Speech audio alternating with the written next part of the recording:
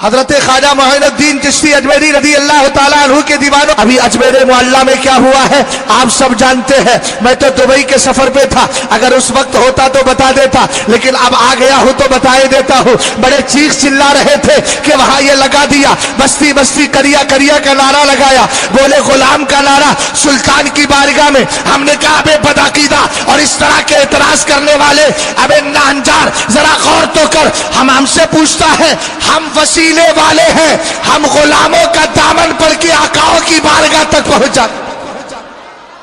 اب کتاب کا حوالہ سنو، کتاب کا نام ہے اکسیر اعظم۔ اعلیٰ حضرت نے حضرت شیخ عبد القادر جیلانی رضی اللہ تعالیٰ عنہ کی شان میں لکھی ہے، حضرت شیخ عبد القادر جیلانی کی شان میں لکھی فارسی زبان میں اشعار ہے۔ کتاب کا نام ہے اکسیر اعظم، اس کی آپ نے فارسی ہی میں شرح رکھی، اس کا نام ہے مجیر معظم، اس کا اردو میں ترجمہ ہوا، اس کا نام ہے تابع منظم۔ اب میں نے تینوں کا حوالہ دے دیا، پی ڈی ایف کی شکل میں آپ کو گوگل پہ سرچ کرنے پہ مل جائے گی۔ اب ذرا اس میں سنیں، سبع سنابل شریف کے حوالے سے ایک واقعہ ذکر کیا گیا ہے، ذرا ذہن میں حاضر کیجیے گا۔ ہم کہاں ہیں؟ پہلے تو نعرہ یہ لگا تھا، نعرہ تکبیر، نعرہ رسالت، نعرہ غوثیت، اور اس طریقے سے حضرت امیر معاویہ کا صدقہ مانگا گیا تھا۔ ارے بولو نا یار محبت سے سبحان اللہ۔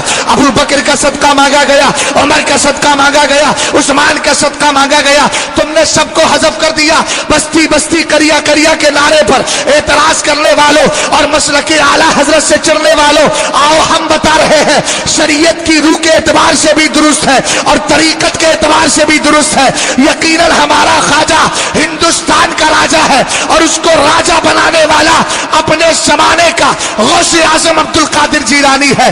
جب آپ نے کہا تھا میرا یہ قدم ہر ولی کی گردن پر ہے، حضرت خواجہ معین الدین چشتی اجمیری رضی اللہ تعالیٰ عنہ خراسان کے اندر تشریف فرما تھے اور آپ مراقبے میں تھے، آواز پہنچی، آپ نے کہا بل علی عینی وراسی، فرمایا آپ کا قدم ناز تو میری آنکھ پر بھی ہے، میرے سر پر بھی ہے۔ تب حضرت شیخ عبد القادر جیلانی نے کہا انا قد جعلناک سلطان الہندی، معین الدین ہم نے تجھے ہندوستان کا بادشاہ بنا دیا ہے۔ لیکن سن، خواجہ معین الدین چشتی اجمیری کے ابے یہ لوگ تو خود اس سلسلے کو بھی نہیں پڑھتے، بس چیخنا چلانا شروع کر دے۔ اور ہم نے کہا ہوش کے ناخن لے، اپنے وقت کے مجدد کے نعرے سے تجھے چڑ؟ اعلی حضرت امام اہل سنت کسی کے باپ کی پراپرٹی نہیں، اعلی حضرت بریلی کے پیر کا نام نہیں، اعلی حضرت پوری امت کے مجدد کا نام ہے۔ اور جن کو اعلیٰ حضرت کے نعرے سے چڑھے ان سے پوچھو تو سرکار کی حدیث کو مانتا ہے کہ نہیں مانتا؟ میرے نبی نے کیا فرمایا؟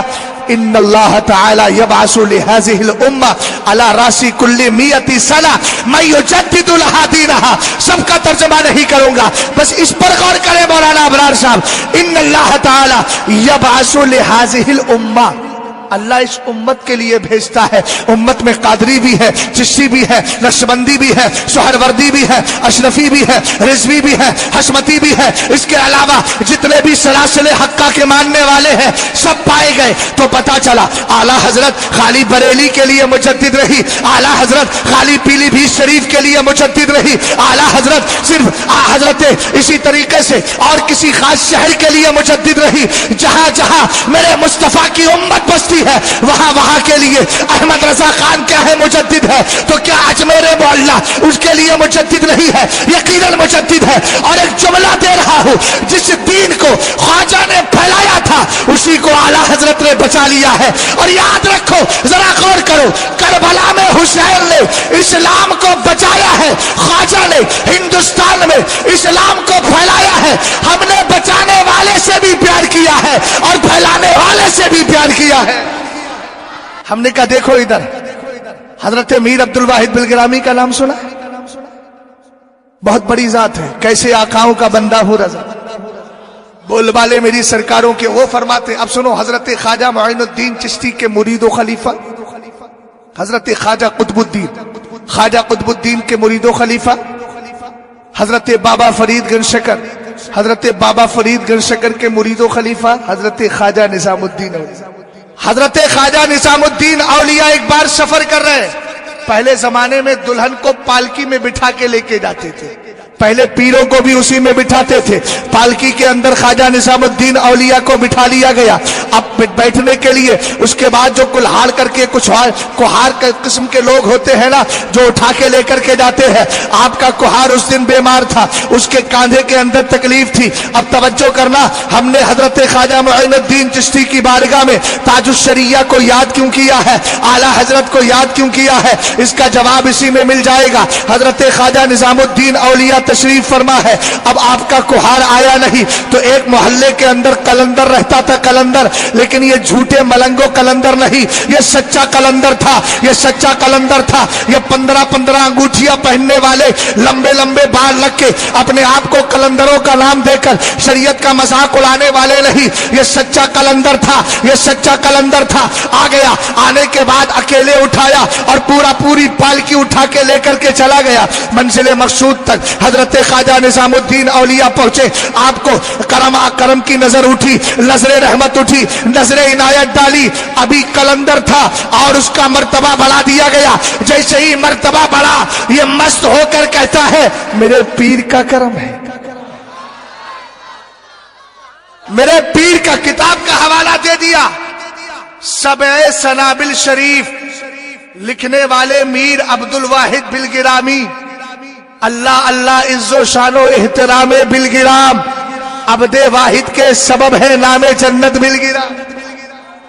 मैं उसी अब्दे वाहिद की बात कर रहा हूं। उन्होंने क्या कहा, कलंदर कहने लगा मेरे पीर का करम है। लोगों ने पकड़ लिया, पागल, हजरत ख्वाजा निजामुद्दीन औलिया बैठे, इन्हीं के सामने अपने पीर की बात करता है। नजरे इनायत तो इनकी थी। अब समझे मेरी बात को, नजरे इनायत तो इनकी, तू नाम अपने पीर का ले रहा है। उसने कहा होश के नाखून लो, मुझसे कुछ ना बोलो। आपने कहा, जब लोगों ने कहा ऐसा क्यों बोल रहा है, कहने लगा अगर मेरे पीर ने मुझे कबूल ना किया होता तो ख्वाजा निजामुद्दीन औलिया ने नजरे इनायत भी न डाली होती। जब आपने इतना जवाब सुना तो ख्वाजा निजामुद्दीन औलिया का डिसीजन देखिएगा, फैसला देखिएगा। आप फरमाते हैं अरे पीर को कैसे माना जाए, अगर ये सीखना है तो इस कलंदर से सीख लो।